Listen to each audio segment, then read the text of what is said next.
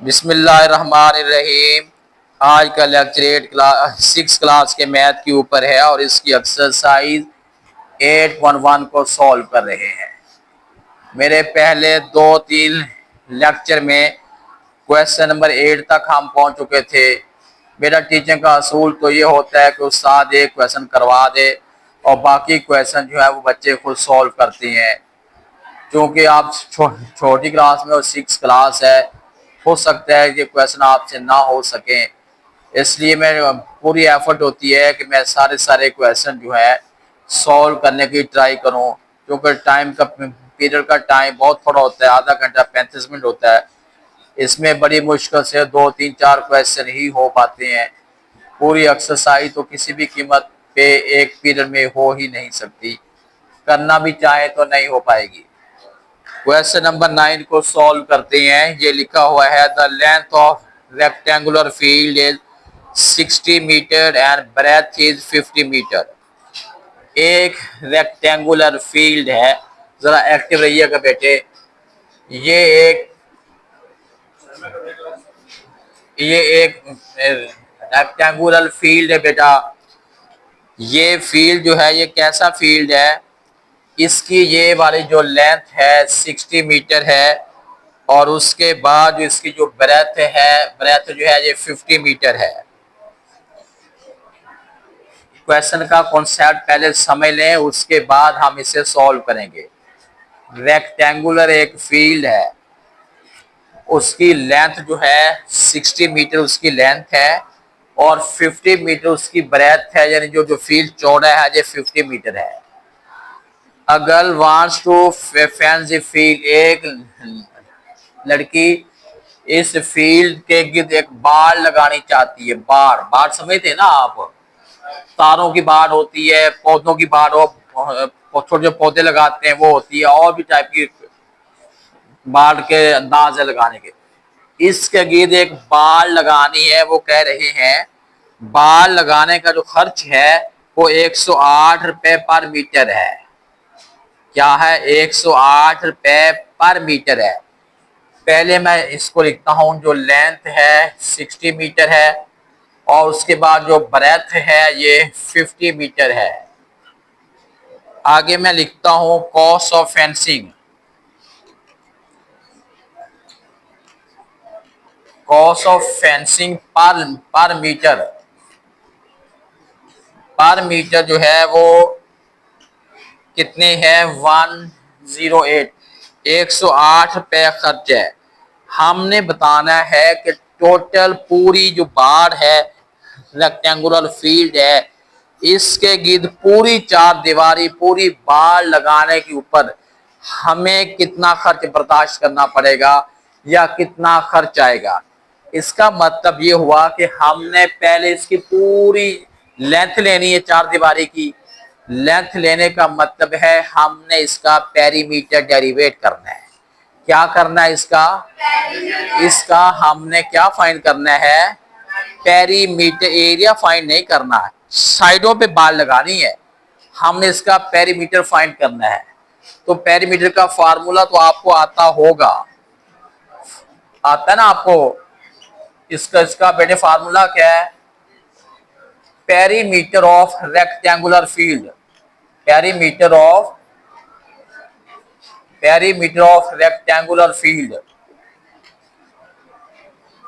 लिखेंगे हम 2 into length plus breadth.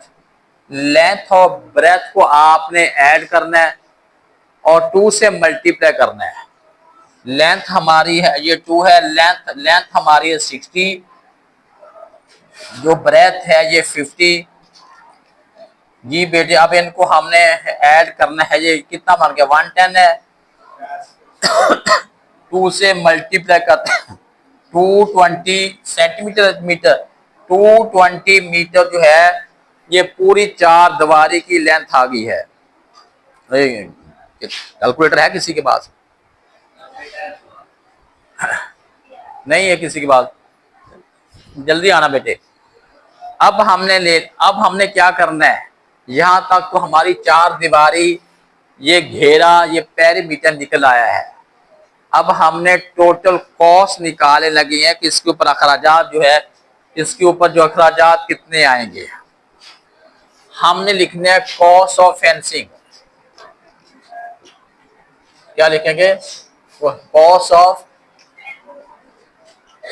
Fencing for 1 metre square is equal to RS 109 है, जो 108 है, 108 है। उसके बाद लिखेंगे cost of fencing for fencing for है 2 मीटर्स 220 मीटर। 108 को बेटा आपने 108 को आपने 220 से मल्टीप्लाई कर देना है। ये आंसर बन गया है। आपने पहले लिखना है तो RS लिखेंगे, और अगर आप बाद में लिखते हैं तो रुपीज के पूरे स्पेलिंग आपको लिखने पड़ेंगे। 23,760 रुपए जो है उस पूरे गार्डन, पूरे फील्ड के इर्द गिर्द बाल लगाने का खर्च आएगा। जी बेटे जी, हमने क्वेश्चन नंबर 9 को अभी सॉल्व किया है। उसके बाद देखिएगा क्वेश्चन नंबर 10 है। क्वेश्चन नंबर 10 बेटा मुख्तलिफ फिगर बने हुए हैं। वो कह रहे हैं कि इसका शेडेड एरिया आपने निकालना है, कि एरिया ऑफ शेडेड रीजन या शेडेड पोर्शन। मतलब ये है कि ये एक स्क्वायर में बनाता हूं, ये एक स्क्वायर बन गया है, इसके अंदर एक छोटा सा स्क्वायर और बना दिया। Find area of shaded portion है, और यहां से यहां तक जो इसकी लेंथ है वो है 1.5 सेंटीमीटर है, और टोटल ये वाले का जो 8 सेंटीमीटर है, इधर वाला भी जो है 8 सेंटीमीटर है। हमने अब करना क्या है, और ये वाला जो पोर्शन है ये सारा पोर्शन शेडेड है। ये ना पोर्शन दिया हुआ है, ये शेड कहते हैं। ये वाला जो शेडेड है ना, ये बताओ कि इसका शेडेड एरिया कितना है। Find area of shaded part. अब यहाँ आपका माइंड क्या कहता है कि ये जो शेड किया गया सिर्फ इतने का एरिया हमें चाहिए। ये एरिया कैसे डेरिवेट करेंगे, कैसे फाइंड करेंगे? जरा एक्टिव रहिएगा, समझ उम्मीद है आपको आ जाएगी। बेटा ये है कि अगर हम इस पूरे का एरिया ले लें, एरिया ऑफ स्केल ले लें, एरिया ऑफ बिग स्केल ले लें, फिर एरिया ऑफ स्मॉल स्केल ले लें, उनको माइनस कर दें तो समझ जो है वो आ जाएगी। जब समझ नहीं आएगी, इधर ध्यान करना, इधर ध्यान बहुत है। अंदर रहने दो, अभी इनको वैसे देखो, जरा बहुत एक्टिव रहना है। मैथ जो है ये एक्टिव माइंड में हो, एक्टिव माइंड हो तो समझ आती, वरना ये समझ नहीं आती।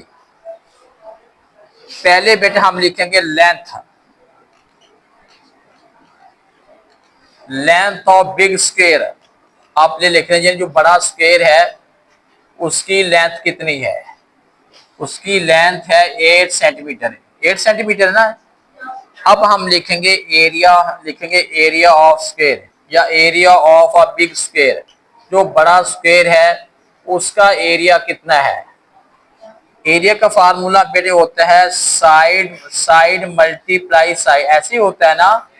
अच्छा, अगर साइड 8 है, 8 मल्टीप्लाई 8 है इज इक्वल टू कितना बन गया है, 8 मल्टीप्लाई 8 जो है ये 64 बन गया। 64 सेंटीमीटर स्क्वायर जो है इसका एरिया बन गया है। ये बात समझ आ गई है? सबको समझ आ गई है? कोई ऐसा बच्चा इसको समझ ना आई हो? ये एरिया पूरे का निकाला है। अब हमने अंदर वाला एरिया निकालना है, छोटे स्पेस का एरिया। इसकी साइड कैसे हम निकालेंगे बेटा? 1.5 ये है तो ये भी 1.5 है, और ये भी 1.5 है, ये भी 1.5 है। 1.5 और 1.5 जमा करते हैं, कितना निकलता आंसर? 3 निकलता है ना। इसका मतलब है टोटल हमारे पास 8 है, 8 से हमने निकालना है 3, 5 बन गया ना। मतलब ये है कि ये साइड, ये लेंथ भी 5 सेंटीमीटर है, और ये लेंथ भी 5 सेंट। अब हमें लेना है एरिया ऑफ स्मॉल स्केल, या साइज लिख लें या लेंथ लिख लें। स्मॉल स्केल की जो लेंथ है ये 5 सेंटीमीटर है।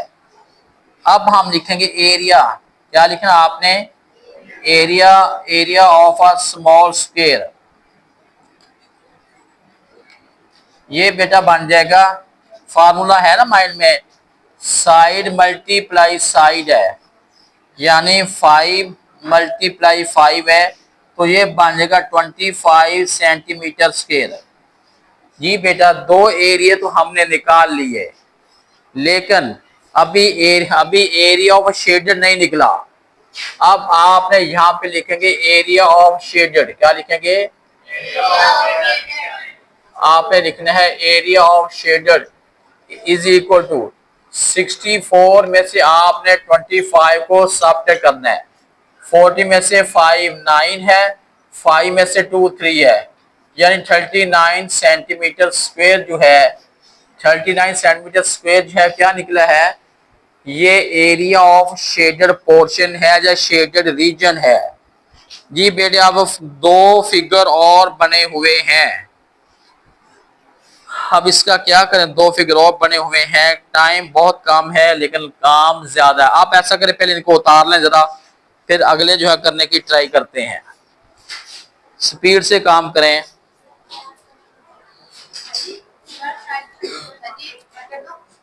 या एक मिनट, इसका जो तीसरा पोर्शन भी है वो भी जरा, इसी का तीसरा पोर्शन वो शायद इस पोर्शन में हो जाए। इसका अभी साफ नहीं करा, उतारना है इन्होंने, उतारना भी साफ नहीं करना, ये उतारेंगे तो फिर ही साफ करेंगे ना।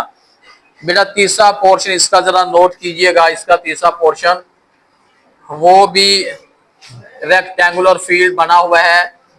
ये हमारे पास एक फील्ड बना हुआ है, इसके अंदर जो है उन्होंने 4 किस्म के और फील्ड बना दिए हैं। ये वाला फील्ड जो है ये बन गया है, ये बन गया है। बेटा आपने नोट नहीं करना कि शक्ल बड़ी खूबसूरत बन गई है।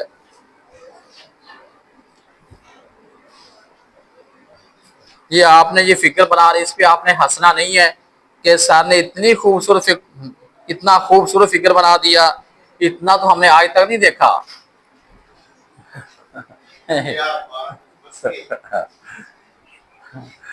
अच्छा, ये बात समझ आ गई बेटे। इसका भी वो कह रहे हैं एरिया, एरिया ऑफ शेडेड। ये वाला जो है ये सारे शेडेड हैं। ये area, area of shaded parts, shaded parts का बेटे हमने एरिया लेना है। कैसे एरिया, शेडेड पार्ट्स का एरिया कैसे लेंगे? अब 2-3 स्टाइल है। एक तो ये है कि आप पूरे का नाम ही लें, तब भी एक आप ले लें और उसी ए का लेने के बाद आप उसी से मल्टीप्लाई कर दें।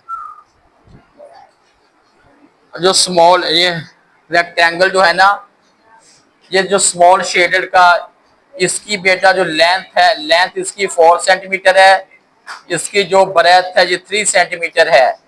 इसका हम एरिया लेते हैं 4 मल्टीप्लाई 3 जो है ये 12 सेंटी, ये बन गया हमारे पास, कितना बन गया है, 12 सेंटीमीटर स्क्वायर है ए का, और 4 हैं, 4 है ना। अब हम लिखेंगे area of 4, area of 4 shaded rectangles. Rectangle is equal to 4 multiply 12 is equal to 48 centimetre square जो है ये तीसरे का बन गया है। बात फॉलो हो रही है या नहीं हो रही? yes, इस क्वेश्चन को आपने अच्छी तरह बेटा इसको नोट करें। ये एक्सरसाइज कौन सी है? 8.1 है। yes, और क्वेश्चन नंबर इसका कौन सा है? कि 48। ठीक है बेटा, ये उतार लें जरा।